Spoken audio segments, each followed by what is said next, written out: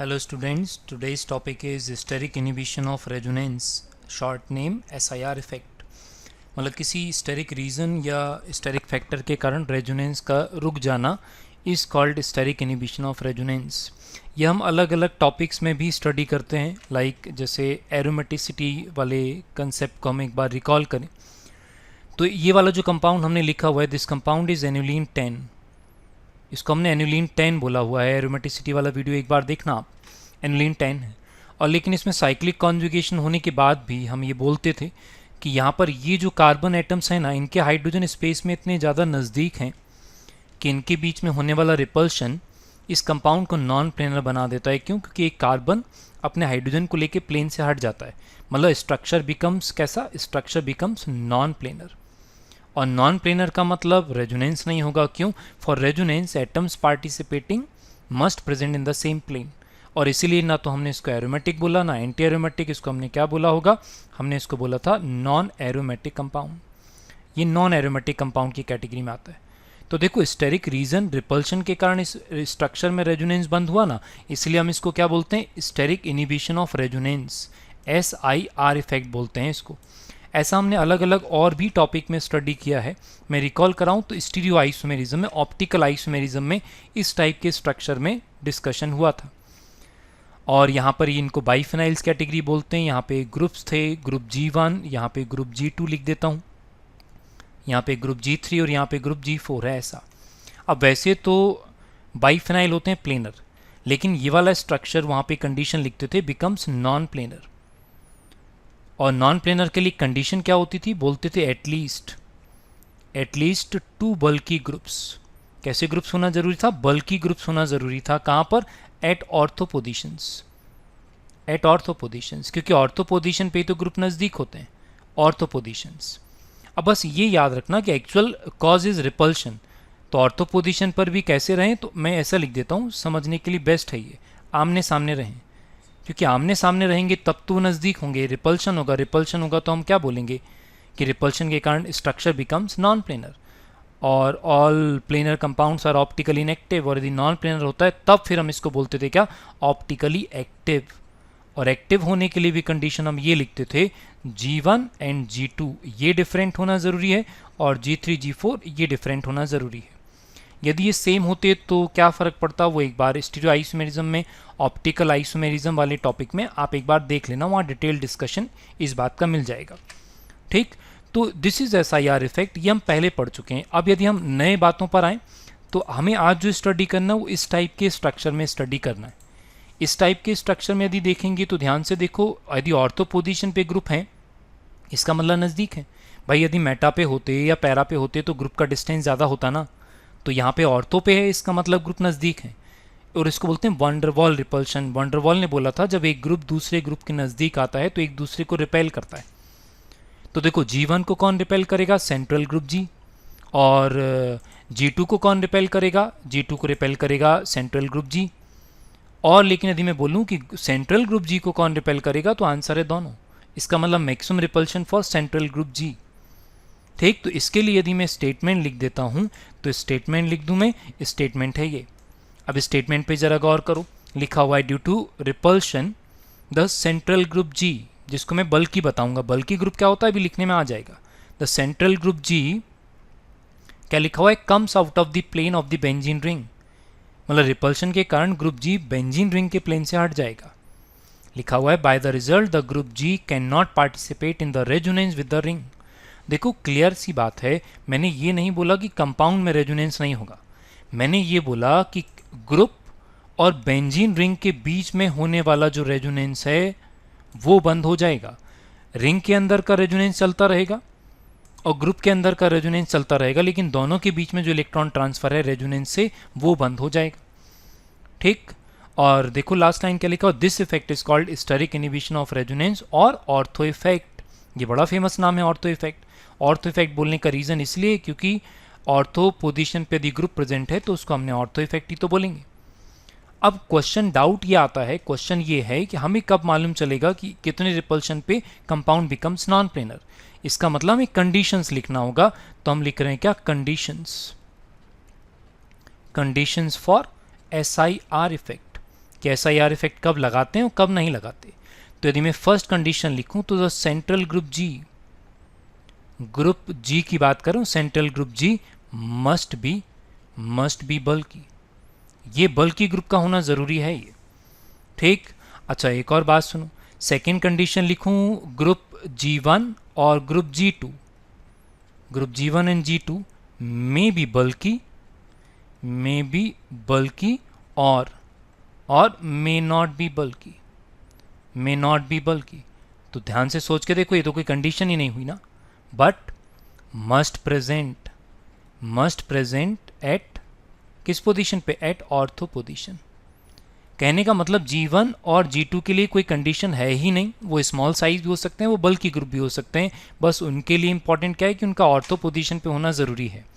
अब क्वेश्चन आया कि बल्कि ग्रुप्स क्या होते हैं, तो चलो इसी पे डिस्कशन कर लेते हैं। बल्कि ग्रुप्स पहचानना बहुत ही ज़्यादा आसान है, बस नंबर ऑफ एटम बहुत सारे रहेंगे तो बल्कि ग्रुप बोल देना।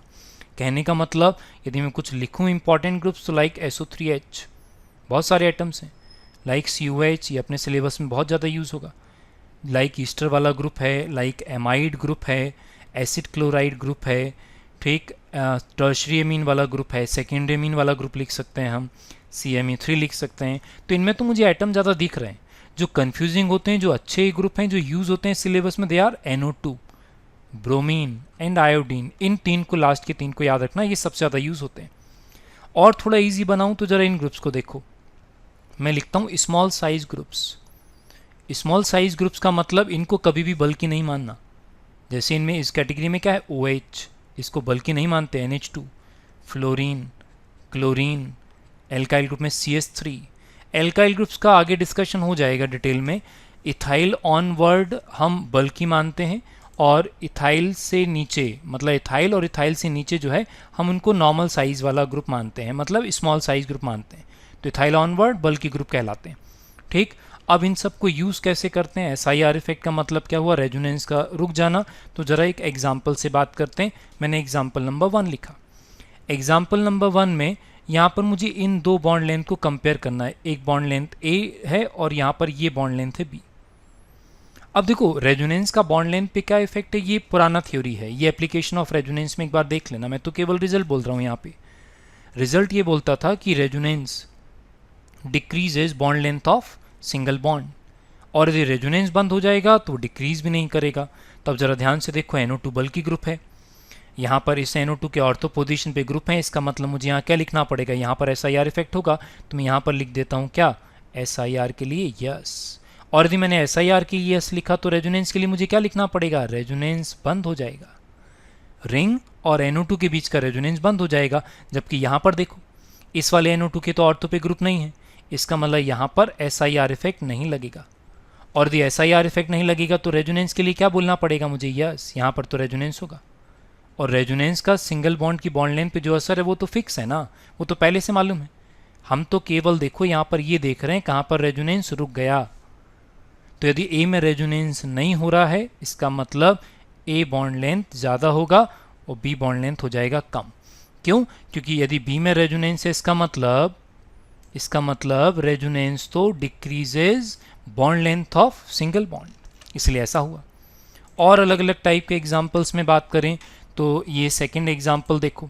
सेकंड एग्जांपल में हमें बेसिक स्ट्रेंथ का पता लगाना है, और बेसिक स्ट्रेंथ की यदि बात करें तो पुराना थ्योरी ये बोलता है कि resonance of lone pair highly decreases basic strength. तो यदि मुझे इन दोनों में बेसिक स्ट्रेंथ कंपेयर करना हो तो बस मुझे ये देखना है, एक काम करूँ, पहले मैं इसको A लिख लेता हूँ, ये कंपाउंड को मैं लिख लेता हूँ B। देखो ये बिल्कुल क्लियर बात है कि SIR इफेक्ट NH2 के लिए तो स्टडी नहीं करेंगे, तो no SIR effect for NH2, क्यों, क्योंकि NH2 तो स्मॉल साइज ग्रुप है ना, और स्मॉल साइज ग्रुप में तो SIR इफेक्ट नहीं लगाते। तो SIR इफेक्ट किसके लिए देखना पड़ेगा, NO2 के लिए देखना पड़ेगा। अब चूंकि इस NO2 के ऑर्थो पे कोई ग्रुप नहीं है तो यहाँ पर क्या लिख दूँ मैं, यहाँ पर लिख दूँ नो SIR इफेक्ट। जबकि यहाँ पर देखो तो यहाँ पर SIR इफेक्ट के लिए मुझे हाँ बोलना पड़ेगा, और SIR यदि हाँ बोला हुआ है इसका मतलब मुझे रेजोनेंस को मना करना पड़ेगा। अच्छा, रेजोनेंस का मतलब क्या है, रेजोनेंस का मतलब NO2 इलेक्ट्रॉन विड्रॉ नहीं कर पाएगा, इसका मतलब यहाँ पर no -m effect of NO2। मैं NO2 का -M इफेक्ट नहीं यूज़ कर सकता, मतलब यहाँ पर केवल क्या यूज़ करना पड़ेगा, -I। और चूंकि यहाँ पर रेजोनेंस होगा तो यहाँ पे मुझे -M भी लगाना पड़ेगा, -I भी लगाना पड़ेगा, मतलब यहाँ का NO2 स्ट्रॉन्गर EWG रहेगा और यहाँ का जो NO2 है वो वीकर EWG रहेगा कंपेरेटिवली। अब रिजल्ट क्या बोलता था, रिजल्ट बोलता था कि resonance EWG makes the compound less basic, इसका मतलब A हो जाएगा लीस्ट बेसिक, इसका मतलब बेसिक स्ट्रेंथ का यदि मैं ऑर्डर लिखूं तो बेसिक स्ट्रेंथ B का A से ज़्यादा हो जाएगा। ठीक इस तरीके से SIR इफेक्ट लगाते हैं। देखो मैं बेसिक स्ट्रेंथ नहीं पढ़ रहा, मैंने तो केवल इस एग्जाम्पल में SIR इफेक्ट लगाकर बताया कि SIR इफेक्ट कहाँ पे लगाते हैं। फिर अपने सिलेबस में सबसे ज़्यादा जो काम में आता है वो इस एग्जाम्पल को देखो, एग्जाम्पल नंबर 3। एग्जाम्पल नंबर 3 में एसिडिक स्ट्रेंथ कंपेयर करना होता है। किन दो का कंपैरिजन है, तो कंपैरिजन जो है बेंजोइक एसिड और ऑर्थो सब्स्टिट्यूटेड बेंजोइक एसिड के बीच में है।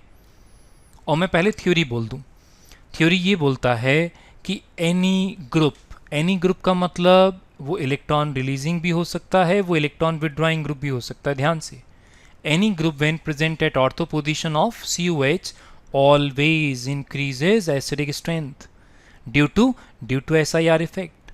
अब जरा नया सा ऑब्जर्वेशन है, देखना। अभी थोड़ी देर पहले मैंने बोला था कि ऑर्थो पे 2 ग्रुप लिखे थे मैं, लेकिन मैं बताऊं नंबर ऑफ ग्रुप का रूल नहीं है, थ्योरी एक्चुअली है रिपल्शन का। अब COH में मैं क्लियरली बोल रहा हूँ कि COH इतना बल्कि है कि एक ग्रुप भी प्रेजेंट है ऑर्थो पे तो SIR इफेक्ट लग जाएगा, तो हमें ध्यान रखना पड़ेगा।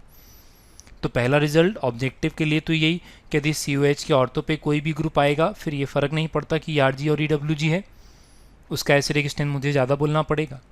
अब यदि मैं इस बात की एक्सप्लेनेशन पर आऊँ तो हम एक्सप्लेनेशन में बात कर लेते हैं। आज एक्सप्लेनेशन में पहले मैं बेंजोइक एसिड के लिए लिख लूँ, फिर मैं किसके लिए लिख लूँगा, ऑर्थो सब्स्टिट्यूटेड बेंजोइक एसिड के लिए लिख लूँगा। तो सबसे पहले ज़रूरी बात, रेजोनेंस का असर रेजोनेंस लिखने के बाद पता चलेगा, तो एक बार में इसमें रेजोनेंस लिख कर देखता हूँ। अब COH यदि है तो डेल्टा प्लस से EWG है, -M इफेक्ट होता है, तो ये क्या करेगा, इलेक्ट्रॉन विड्रॉ करेगा और ये वाला बॉन्ड पेयर यहाँ से हट जाएगा ऐसे, मतलब यहाँ पे ऑर्थो पे आएगा पॉजिटिव चार्ज और यहाँ पे C डबल बॉन्ड होगा, कंडीशन कैसा हो जाएगा, यहाँ डबल बॉन्ड आ जाएगा और यहाँ पे आ जाएगा O- और यहाँ पर OH अभी भी है ऐसा। फिर आगे रेजोनेंस होगा तो प्लस चार्ज है, ये इलेक्ट्रॉन एक्सेप्ट करेगा, प्लस चार्ज कहाँ पर आ जाएगा, पैरा पे। अच्छा, ये डायरेक्टिंग इफेक्ट के टाइम पे हम ऑलरेडी लिख के देख चुके हैं। मैं डायरेक्ट भी रिजल्ट यूज़ कर सकता था कि हम जब भी रेजोनेंस लिखते हैं रिंग में हमेशा ऑर्थो पैरा पे ही तो चार्ज डेवलप होता है, तो यहाँ पर remaining structure as it is लिखा और आगे रेजोनेंस लिखता रहूँ तो अब पॉजिटिव चार्ज कहाँ पर आ जाएगा, इस ऑर्थो पे आ जाएगा और रिमेनिंग स्ट्रक्चर पे तो अभी मैं कुछ लिख नहीं रहा हूँ, तो वो मैं एज इट इज़ ही लिख रहा हूँ। देखो हर स्ट्रक्चर में एज इट इज़ लिखा। अब फाइनली होगा ये कि ये वाला बॉन्ड पेयर जब यहाँ शिफ्ट होगा तो कार्बन पे प्लस आएगा, तो ये वाला माइनस यहाँ पर शिफ्ट हो जाएगा। और यदि ऐसा हुआ तो देखो हमने पूरा रेजोनेंस लिख लिया, ये सारे के सारे रेजोनेटिंग स्ट्रक्चर हमने बना दिए, ये ऐसा स्ट्रक्चर बना। ये हुआ बेंजीन रिंग के साथ रेजोनेंस। और यदि हम बात करें तो यहाँ पर COH का एक और रेजोनेंस है, मैं डिफरेंट कलर से लिख के बताऊं कि लोन पेयर पाई बॉन्ड वाला कॉन्जुगेशन यदि मैं लिखूं तो ये लोन पेयर इस कार्बन को इलेक्ट्रॉन डोनेट करेगा और ये वाला बॉन्ड पेयर हटेगा यहाँ पर। और यदि ऐसा हुआ तो जो स्ट्रक्चर बनकर आएगा वो स्ट्रक्चर बनकर आएगा ऐसा, यहाँ पर इस कार्बन और इस ऑक्सीजन के बीच में आ जाएगा डबल बॉन्ड, इस वाले ऑक्सीजन पे आएगा पॉजिटिव चार्ज, यहाँ पर एक H है और यहाँ पर क्या बनेगा, यहाँ पर बनेगा O-। और यही वाला स्ट्रक्चर तो है वेरी इंपॉर्टेंट। ये वेरी इंपॉर्टेंट क्यों है, यही वाला स्ट्रक्चर तो एसिडिक स्ट्रेंथ को एक्सप्लेन करता है। क्यों, क्योंकि देखो इस वाले स्ट्रक्चर से एक्सप्लेनेशन बनेगा कि देखो ऐसा है, यदि मैं इस स्ट्रक्चर को ऐसा लिखूं, यहाँ पर H2 प्लस ऐसा है, तो ये वाला ऑक्सीजन ही तो न्यूट्रल होने के लिए क्या करेगा, H प्लस एक्सपेल करेगा और H प्लस एक्सपेल करना मतलब एसिडिक नेचर। ठीक, तो यहाँ पर टोटल रेजोनेटिंग स्ट्रक्चर देखोगे तो कितना आया, टोटल रेजोनेटिंग स्ट्रक्चर है 6 और 6 में से एक स्ट्रक्चर ऐसा है जिसमें ऑक्सीजन पे पॉजिटिव चार्ज है। और मैं ऑक्सीजन के पॉजिटिव चार्ज को स्टडी क्यों कर रहा हूँ, क्योंकि यही एसिडिक स्ट्रेंथ को, एसिडिक नेचर को एक्सप्लेन करता है। कहने का मतलब मैं लिख दूं observation, one resonating structure with oxygen having positive charge. ठीक, अब यदि मैं दूसरे ऑर्थो सब्स्टिट्यूटेड बेंजोइक एसिड के लिए बात करूं तो ऑर्थो सब्स्टिट्यूटेड बेंजोइक एसिड मतलब ऐसा। अब जरा ध्यान से देखो, यहां पर ये वाला रेजोनेंस तो होगा, यहाँ पर लोन पेयर इलेक्ट्रॉन शिफ्ट करेगा, ये वाला बॉन्ड पेयर हट जाएगा। कहने का मतलब जैसे ऊपर वाले स्ट्रक्चर में लिखा था वैसे यहाँ पर भी लिखूंगा मैं ऐसा। यहाँ पे प्लस आएगा, यहाँ पर H है, और इस वाले ऑक्सीजन पे क्या आ जाएगा, नेगेटिव चार्ज ऐसा। लेकिन यहाँ पर देखोगे तो यहाँ पर no resonance with benzene ring. क्यों? Due to SIR effect. यही तो हम बोल रहे हैं।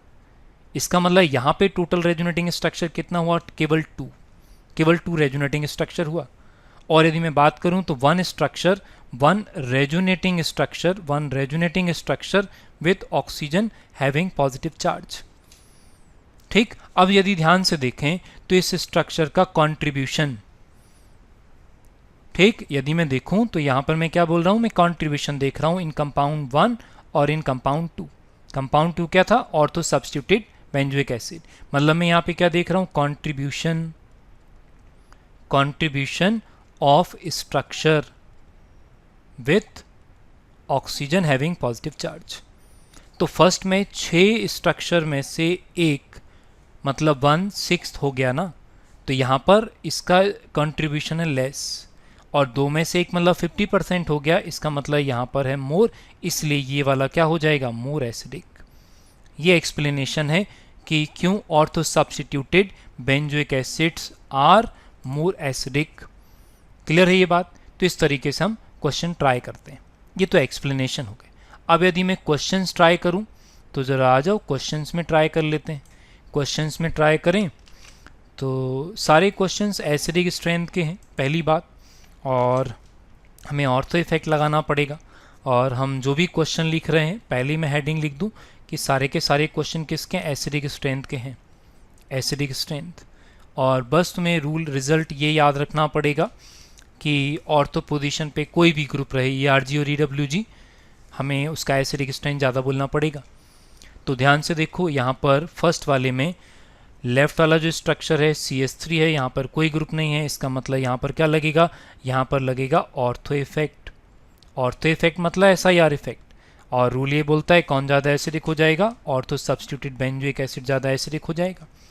सेकेंड वाले में देखेंगे तो यहाँ पर ऑर्थो इफेक्ट यहाँ पर भी लग रहा है, ऑर्थो इफेक्ट यहाँ पर भी है, और ऑर्थो इफेक्ट यहाँ पर भी है, ऑर्थो इफेक्ट यहाँ पर भी है। लेकिन फ़र्क ये है कि यहाँ का ग्रुप बल्कि है, इसका मतलब यहाँ पर मुझे कम ज़्यादा भी बोलना पड़ेगा। मोर ऑर्थो इफेक्ट यहाँ पर लगेगा लेस ऑर्थो इफेक्ट, इसका मतलब मुझे मोर ऑर्थो इफेक्ट वाले का एसिडिक स्ट्रेंथ ज़्यादा बोलना पड़ेगा। अब हर बार तो एक्सप्लेनेशन पे नहीं जा सकते ना, तो हमें ध्यान रखना पड़ेगा। क्लियर है?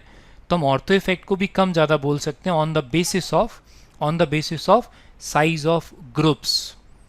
क्लियर है? आ जाओ और एग्जाम्पल ट्राई कर लेते हैं। और एग्जाम्पल में बात करें तो एग्जाम्पल नंबर 3 से और आगे बात करते हैं। फर्स्ट वाले स्ट्रक्चर में देखोगे तो यहाँ पर ऑर्थो इफेक्ट है, बिल्कुल है, ऑर्थो इफेक्ट लगेगा यहाँ पर। और इसमें देखोगे तो 2 ग्रुप हैं ऑर्थो पे, इसका मतलब यहाँ पे लगेगा मोर ऑर्थो इफेक्ट। मोर ऑर्थो इफेक्ट का मतलब कौन ज़्यादा एसिडिक हो जाएगा, सेकेंड वाला कंपाउंड ज़्यादा एसिडिक हो जाएगा। नेक्स्ट वाले स्ट्रक्चर में देखो, ये बड़ा इंपॉर्टेंट है, ठीक है ना, ये बहुत कॉमन है। ध्यान से देखो, यहाँ पर बेंजीन रिंग नहीं है, बेंजीन रिंग नहीं है मतलब कॉन्जुगेशन नहीं है, मतलब रेजोनेंस होगा ही नहीं, तो यहाँ पर तो SIR इफेक्ट स्टडी ही नहीं करोगे। तो यहाँ पर CH3 का केवल क्या लगेगा, प्लस आई इफेक्ट, और प्लस आई इफेक्ट का मतलब electron releasing group. Electron releasing group makes the compound less acidic, इसलिए इस बार कौन ज़्यादा एसिडिक हो जाएगा, फर्स्ट वाला, लेफ्ट वाला कंपाउंड, क्योंकि यहाँ पे SIR नहीं लगा सकते ना, बेंजीन वाले कंपाउंड में लगाओगे ना, ऑर्थो सब्स्टिट्यूटेड बेंजोइक एसिड में लगाते हैं ना, इसमें थोड़ी लगाएंगे। फिर नंबर 5 देखो, ये एग्जाम्पल ऐसे हैं जहाँ पे गलत होने के चांसेस ज़्यादा हैं। तो देखो OH क्या है, OH स्मॉल साइज है, OH स्मॉल साइज ग्रुप होता है, इसका मतलब इसमें तो हम SIR इफेक्ट स्टडी नहीं कर सकते, नो SIR इफेक्ट। और यदि SIR इफेक्ट नहीं लगेगा तो फिर हमें क्या करना पड़ेगा, केवल इसके इफेक्ट लिखने पड़ेंगे, प्लस H और प्लस I लिखना पड़ेगा। इसका मतलब ये इलेक्ट्रॉन रिलीजिंग रहा, और electron releasing group makes the compound less acidic, इसका मतलब phenol is more acidic than orthomethyl phenol. Important है, ध्यान से, फिनॉल नहीं लगाते ortho effect. Next category, another very important compound.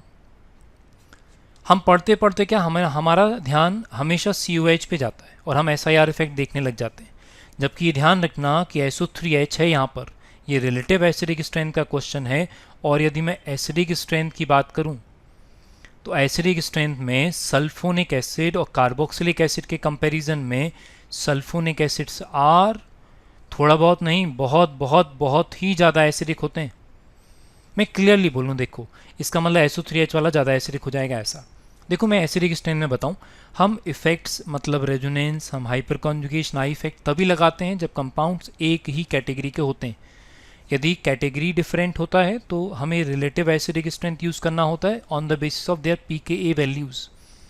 Acidic strength वाली वीडियो में डिटेल डिस्कशन होगा। तो आज का डिस्कशन था SIR effect, steric inhibition of resonance. Thank you.